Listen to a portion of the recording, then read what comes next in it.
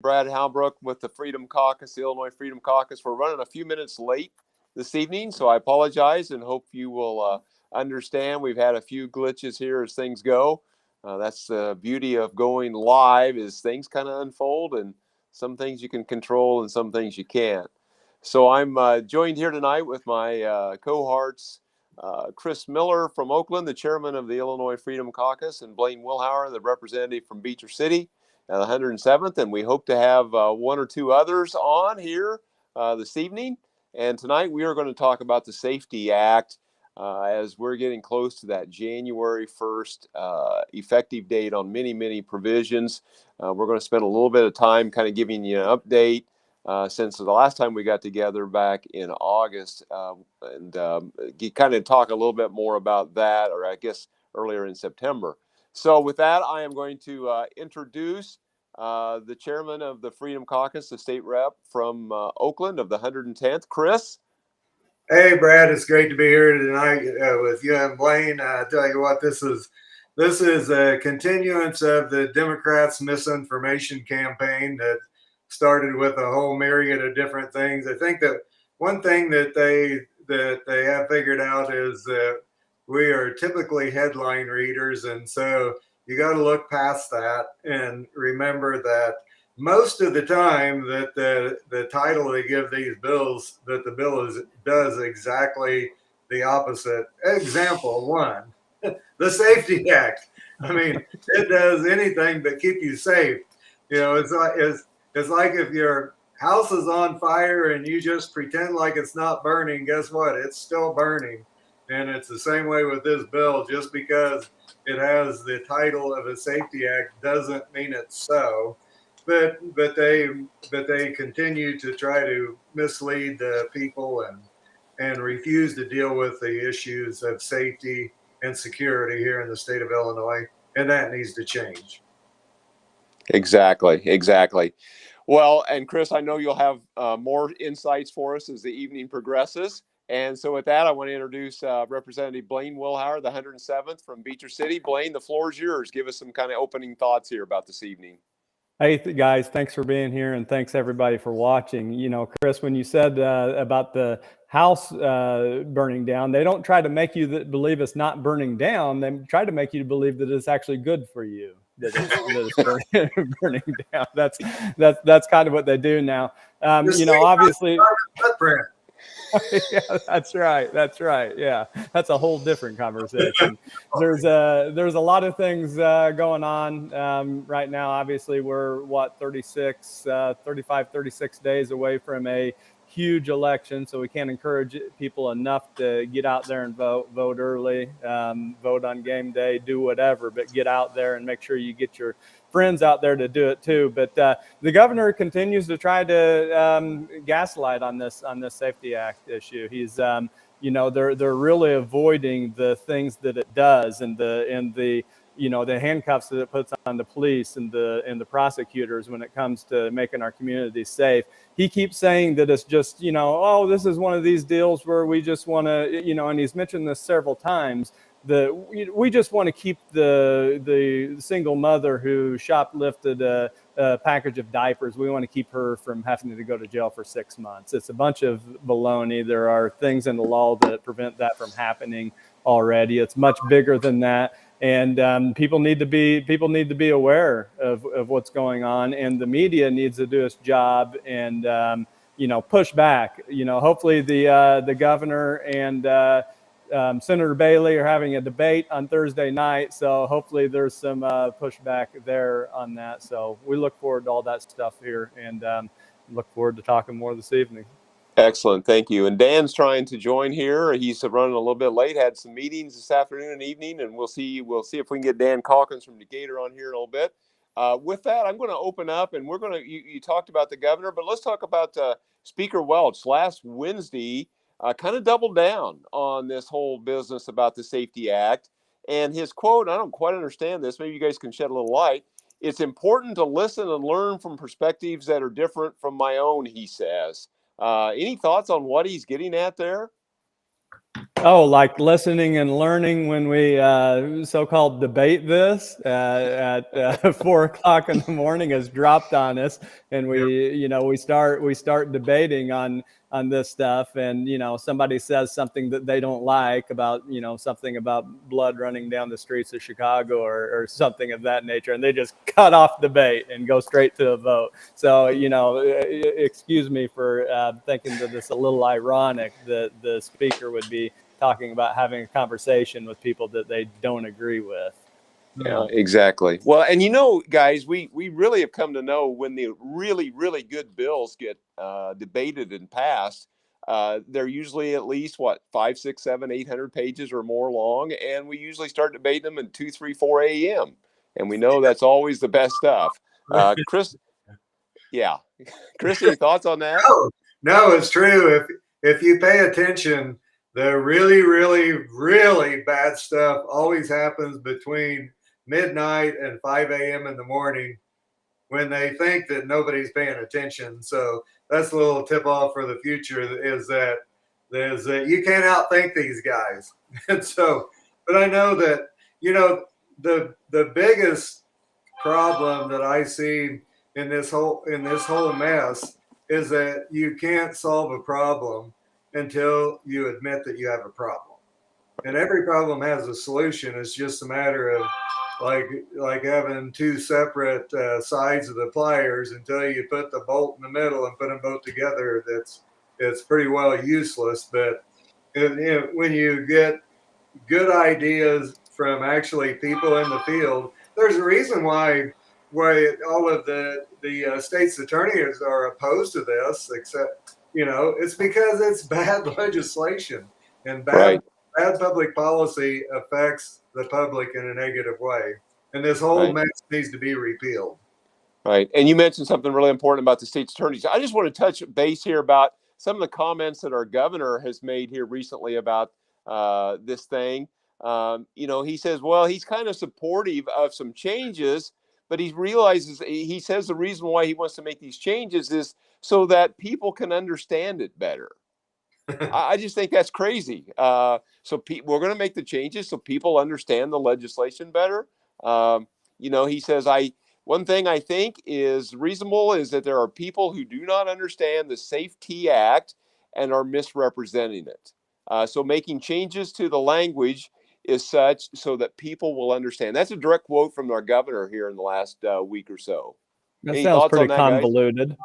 I don't even know. I have no idea what he's saying there, as per usual. But that is an important point. There is a lot of things that people don't understand. I mean, we had a sheriff, a state's attorney, and a judge on here just a couple weeks ago, and there were definitely things that were unclear in here. So that's the kind of things that happen when you put 700 some pages of legislation through at the last hour without anybody vetting it. But yeah, there are things that need changed and things that need clarified. But what is extremely clear is that there are going to be a multitude of violent offenses that are going to be non-detainable when this takes effect on January 1st. That's completely clear, and Chris hit the nail on the head. There are 102 states, or 100 of the 102 states attorneys opposed this when it was on the floor in Springfield, and to my knowledge, opposed this today. So that should tell you something. Who are you going to believe? The people that are out there, Democrats and Republicans that are charged with enforcing the law, or a pandering politician that is trying to run for president? Let's have some sense, people.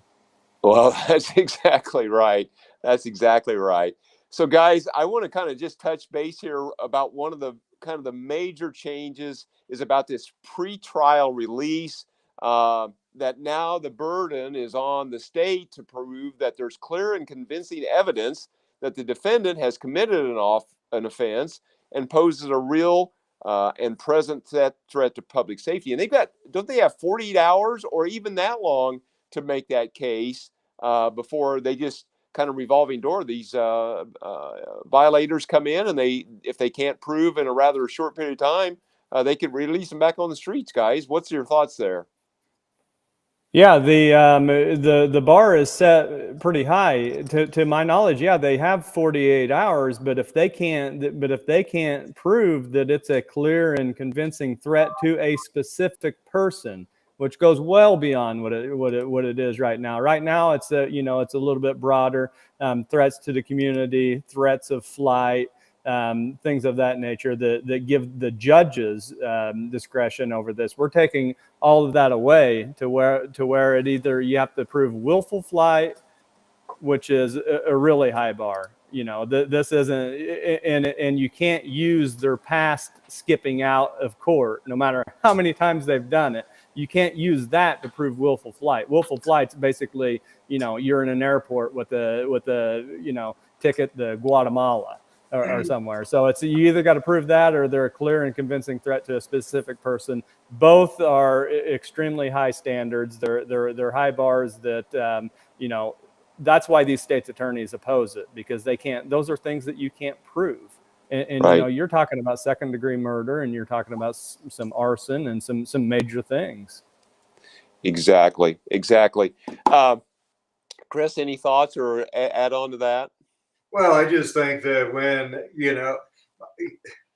I think that you have to give deference to the professionals that are actually in the field, and the state's attorneys are against this because they're responsible for working with this every day. The law enforcement people are against this. They deal with this stuff every day, and my thoughts are, what is a group of politicians even have any ability to speak on the issues, because they're completely detached from it compared to the guys that are in the field working every day trying to make Illinois a safe and secure place. Plus, look at the results. I mean, look at what's going on. I mean, it's an absolute disaster. We're fortunate to live in small town America where we don't have to deal with a lot of these things. But I mean, if it keeps up, these things can come to Right. a place right near you. Right. Well, and guys, I just want to read you a recent report. It says violent crime in Chicago is up 37% over this time last year. And we haven't even got to this, some of this new provisions in this new law. So Right. violent crime in Chicago is up over 37% over this time a year, or since a year ago. And in New York, where they eliminated cash bail, very similar, non-violent offenses, it's just been spiking citywide in New York. Recidivism up over 20%. It's just insane, the numbers in New York, because of similar legislation that was passed. Yeah, that's extremely true.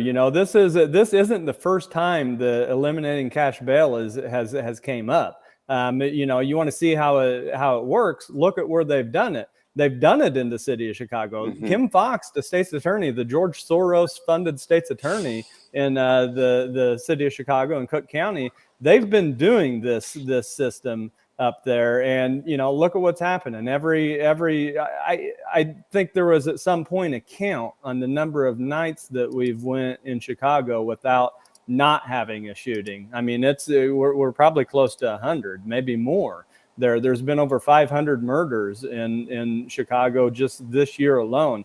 Look at where these policies have been put in place.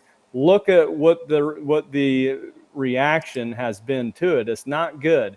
We need to start making decisions based off of data and things that we can actually observe with our eyes. These are things that we can observe with our eyes. It was so bad in New York City that the stuff got so out of control for doing exactly what we're doing right now.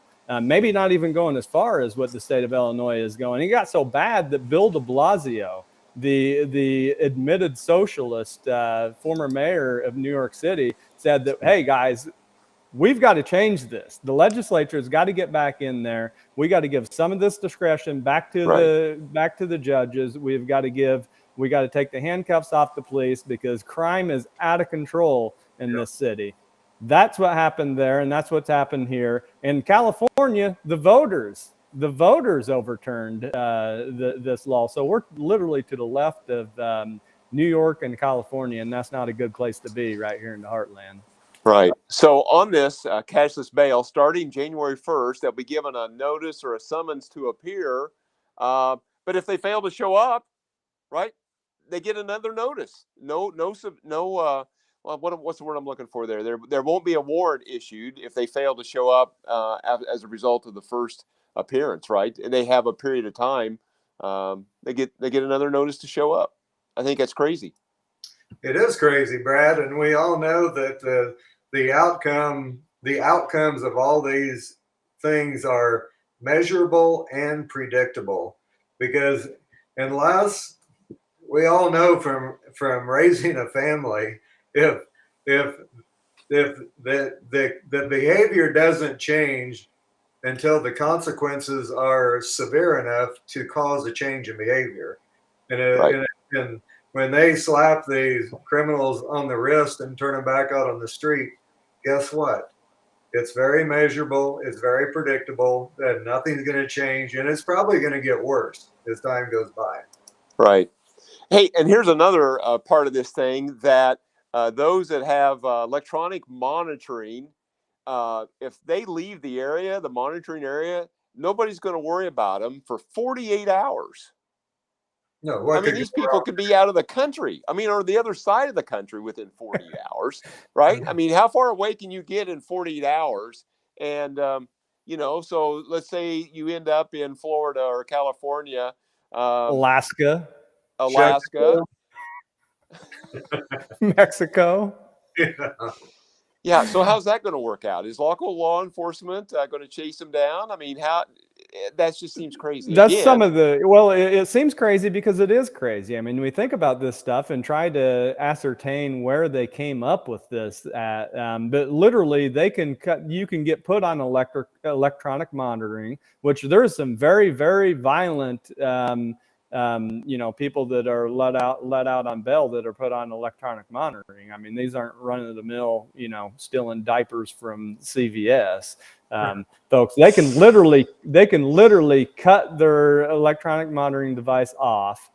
The police could come to the house and see that it's off, but they could not do anything about it for 48 hours. In this situation, they have no proactive measures that they could take for that amount of time, because we want to make sure that these violent criminals are able to go out and get their groceries and do everything that they need to survive for 48 straight hours. Right. So that's that just I don't know how how the other side proposes fixes to pieces and provisions of the legislation. I don't know how you fix that. Do you go from 40 hours to 24 hours? Or is it just really complete repeal is the answer? Well, how about if you are out of your territory on your electronic monitoring, or if you cut your monitoring device off, they come and arrest you and put you in jail. That would be a pretty common sense fix to that portion of it. But yeah, I mean, I think this stuff has gone so far and it's lost so much credibility as well, that I think we need a total repeal. We need to start over. Nobody wants a system that's keeping people in jail just solely based on their financial situation. That's not what we're arguing here. We can come to agreements on some of that, but you got to have safeguards in place to keep violent people off the streets and give the discretion that where discretion has always been with the judges. We're not opposed to some safeguards and some changes, but this is out of control. Right. I'm going to try something new. Here's a commenter. Bill says, I can drive from Decatur to Tucson, Arizona in 26 hours. So, I don't know. Maybe that's one of Dan's guys there. But yeah, so that's the kind of stuff that you're going to see is they're going to figure this out. There's no risk for them to leave town. And so they're going to leave town, right? Yep, that's absolutely right. Yeah, exactly. So, again, the governor's proposing, he's listening, he's thinking, he thinks that we can do some changes, but just people need to understand it better is the only reason for the changes. I think he's kind of out of touch on that. Absolutely, he's out of touch on a lot of things, and this is finding its way right to the top of the list because every Illinoisan is concerned about being safe, and they're concerned about being secure, and this bill leaves them with a very empty feeling, knowing that they aren't safe or secure. Right, right. Guys, I'm going to see if we're going to bring Dan in here. Dan Calkins, are you there? Hey, can you hear me? About half. Dan's testing some new equipment out, and we're trying to get it figured out. And boy, I don't know, Dan. It's nothing. I'm not getting it all the way yet. But you got some fans. There's some people chiming in. They're glad to see you. I like the look. Those are decorative earbuds. He looks good. Man, you look good. If we could only hear you, buddy. Yeah. Maybe he can discover how to chat his comments in. Yeah. So he says he can hear us and he can see us and we can see you and we get about every third word. And wow, we'll get this figured out. Me at all? Go ahead, Dan. Yeah, perfect that time. Hey, all right. I'm here. Well, welcome to the discussion, Out on Dan. bail. Thank you. You just got the eye candy.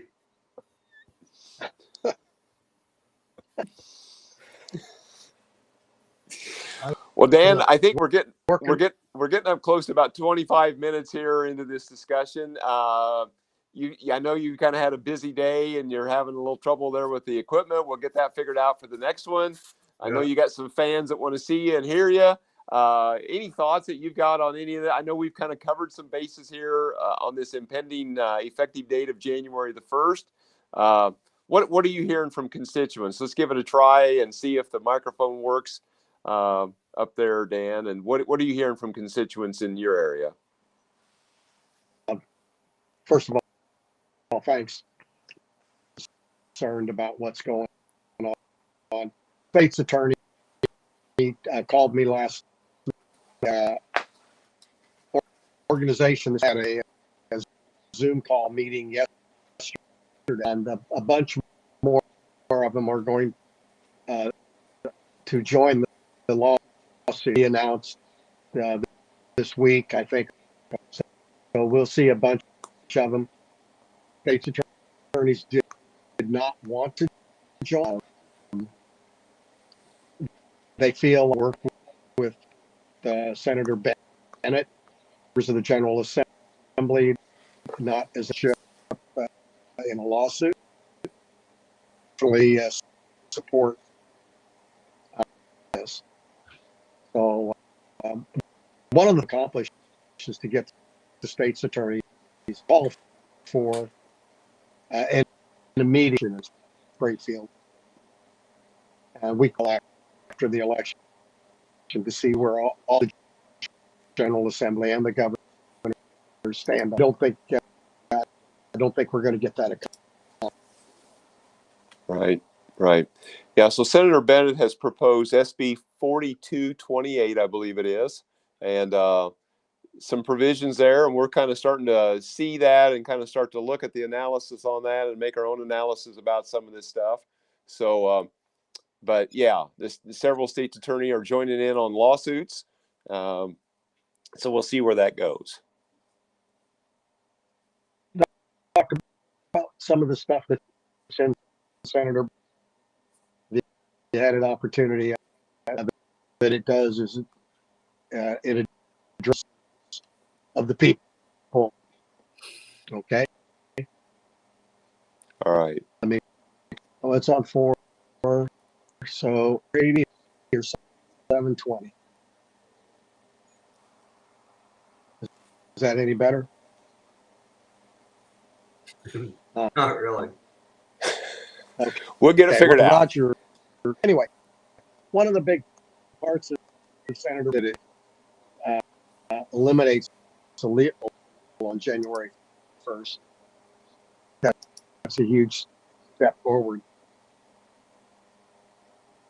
You know, I think in a very, very, very precarious, and states attorneys. I mean, the unintended are going to, their fate is going to be without knowing all the facts. Judges really want to put these criminal and it could be released, but this bill, as we've talked about, looked at it, so it has to be fixed. Yep, exactly. Am I out? It's just coming and going, Dan. So yeah, it's coming and going. I think what we'll do, let's just make a round. Yeah, let's just make a round to Chris and Blaine, and let's close this conversation out. Unless there's something else we want to be sensitive of everybody else's time. I suppose people were probably hoping that Tucker Carlson was coming on at 7 and they get us instead. So yeah. So Chris, you opened this up. I'm going to let you start now, and then we'll go to Blaine, and then we'll wrap it up for the evening, and hopefully invite people next Tuesday night. Hopefully we'll continue to perfect our technology and have another exciting topic and have more folks on with us. Chris? Well, I think that this is a time that we really need to be paying attention to what's going on, and we need to pay attention to the legislators that actually vote for garbage bills like this, because a bill like this tells you where people really are, and the legislators that voted for this care more about the criminal element in the state of Illinois than they do law-abiding citizens. And I don't know about what you think, but I would hate to think that these people have my back, because they all need to be fired. And that's what I got to say about that. Exactly. Blaine, what's your closing comments? Amen, Chris. I'm with you 100%. They all need fired, especially the folks that voted for this and many other things. But we have an opportunity to do that in about 35 days, folks. So make sure you get out there and do that. Really, what has gotten better, with our economy, with our safety, or anything in the last 4 years since J.B. Pritzker and the radicals, radical Democrat majorities in the House and in the Senate. Nothing's got better. There needs to be accountability. We need change. We need, real folks in Springfield. And you got an opportunity to do that in all 118 representative districts around the state. We've got some really big races in the House going on in the Metro East area. So our friends over there need to get out, rally the troops, make sure we go and vote, and let's fire J.B. Pritzker and these radicals, and at least get to a point where we're not in a super minority. Brother Brad here is the only one that is actually served in a situation where he wasn't in a super minority in the legislature. That's the state of affairs today, but we got a chance to change it. Let's do it. Exactly. Gentlemen, thank you for taking time out of your evening to be here and to do this and to kind of help keep people up to date. Again, early voting is open. Every courthouse, some other larger counties may have some other satellite locations where you can go and vote. But early voting is live in courthouses across the state. Voting your precinct will be the day of. And so make sure that you exercise your right to vote here in 35 days or less. Depending on how you choose to do that. Also, guys, we always covet that you like and share our content. Click the notifications when we go live, or so that when we go live that you're knowing that's happening. We try to put these up the morning of so that you know when we're going to do something. We're going to try to be consistent on every Tuesday evening at 7 o'clock. And so you might want to put that on your calendar and join us every Tuesday evening as we go live with kind of 30, 40 minutes with the Freedom Caucus and some guests to kind of keep you updated with that. With that, guys, I'm going to close this out, and thanks for joining us, and we'll talk soon.